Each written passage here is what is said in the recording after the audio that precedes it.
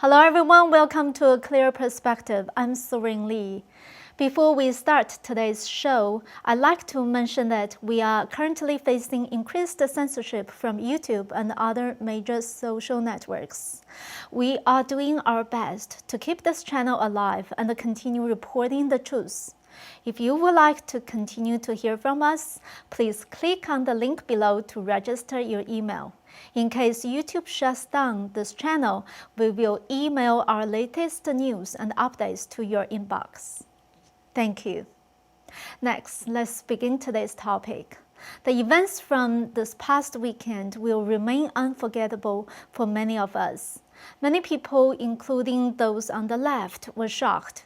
None of them expected for big tech companies to silence President Trump in a combined effort, with their censorship quickly expanding to all of Trump's supporters. It seems like a storm is coming.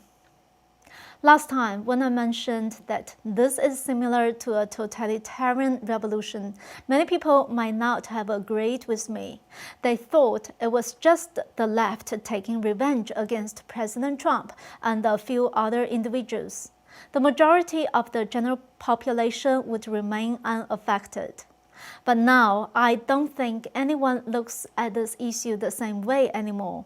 Let's take a look at a few simple facts.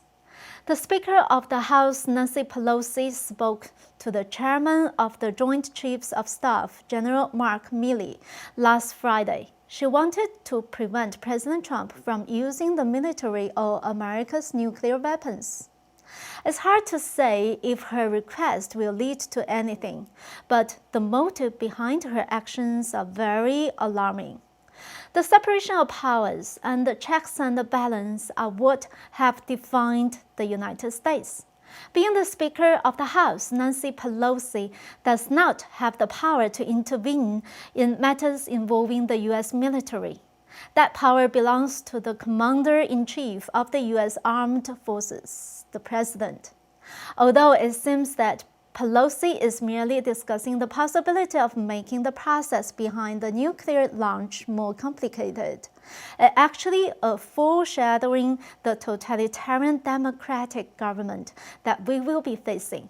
That is, there will no longer be three branches of government, and all of the branches will be under one ideal.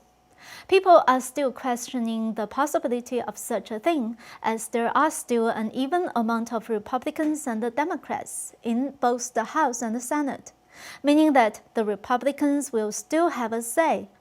But in fact, this is unrealistic. If Biden truly takes the presidency, the left will likely reform the government into something resembling the system of collective leadership in the CCP.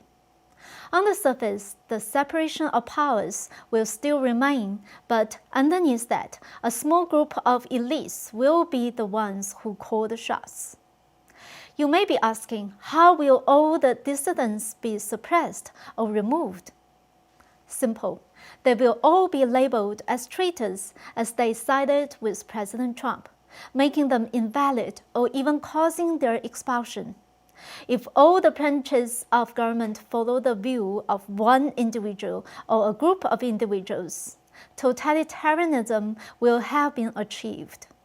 Looking at all of this, we can conclude that the U.S. has been subtly infiltrated by the CCP and changed into a communist country. The second important point is that Biden stated publicly on Friday that he would defeat the NRA, National Rifle Association, during his term. This is an attempt to end gun ownership in the United States, to repeal the Second Amendment. After taking over the presidency and both chambers of Congress, the government just needs to manipulate public opinion with the dangers of gun ownership and pass a bill to ban the use of guns. Biden made it very clear that this would only take 4 years to achieve. Once the people have been stripped of their arms, the rest of the plan would probably be as follows. Copy the Chinese Communist Party's social credit system, continue to take advantage of the pandemic and divide the population into groups to control them. In other words, America will soon become like Venezuela. It looks like we are not that far from what was described in George Orwell's 1984. Let's look at a few examples. A video taken on a plane shows Trump supporters being kicked off a Delta Airlines flight. The Professional Golfers Association, PGA of America, has revoked Trump's golf club's right to host the 2022 golf tournament. A young man denounced his own mother who attended the rally on the 6th, and then proudly posted, "I blasted her on Facebook and reported her to the FBI. No idea if she made it inside the Capitol, but she can explain it to the feds." Others have replied to this post, one of which claims that he has also reported his brother-in-law to the FBI. Of course, to top it off, the left is persistently trying to shut down Parler, which insisted on not blocking and deleting pro-Trump posts. Right before midnight on January 7th, Amazon suspended Parler from its server hosting service. This has made the entire platform inaccessible. Although Parler CEO John Mays has told Sunday Morning Futures that the site will try to get back online as quickly as possible, the situation still seems uncertain. On January 10th, John Mays confirmed on Fox News that every vendor from text message services to email providers and even their lawyers have left them. This happened shortly after Apple, Google, and Amazon suspended Parler until it adopts stricter content moderation. In other words, Parler is being ostracized by the entire tech industry, and Mays has even said that his service has been dropped by every vendor and could end his business. This is something that I don't think any American would have foreseen a week ago, and it's not only conservatives and neutral voters that are shocked. Many people on the left found it hard to accept. The Wall Street Journal has always been considered a media with no political bias, but in the 2020 general election, they have been supporting the left's claims. However, on January 10th, the editorial board of the Wall Street Journal published a video and an article saying that the recent efforts to suppress President Trump and his supporters' platforms was inappropriate. They argue that when you use technology to suppress dissenting views in society, those views won't just go away. This group of people will know that they've been marginalized, and they will find a way to voice their opinions, whether it is in the streets or through physical violence.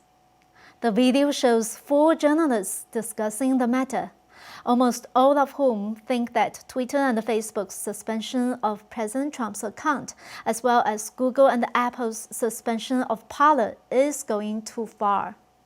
German Chancellor Angela Merkel has always been considered a prominent figure for the left. She played a leading role in influencing Europe to lean towards the left. But even she finds Twitter's and Facebook's policies hard to accept. Merkel's spokesman stated, "This fundamental right can be intervened in, but according to the law and within the framework defined by legislators, not according to a decision by the management of social media platforms." Seen from this angle, the Chancellor considers it problematic that the accounts of the U.S. President have now been permanently blocked. In France, which is often considered a center for the European left, many have openly denounced the tech giants' actions against freedom of expression. This includes Mélenchon, the far-left leader and the head of the France Unbold party, and Marine Le Pen, the president of the far-right political party National Rally. Twitter and Facebook blocked President Trump's account using the excuse that his comments incited violence. But in reality, Twitter is not only targeting President Trump or a few of his supporters like General Flynn and Attorney Powell. It's targeting all Trump supporters. Even if those don't support President Trump but oppose the left are included in this group.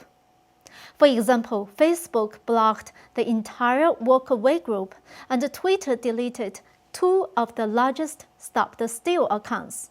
Even an account registered under the name of Trump's youngest son, Barron, was blocked.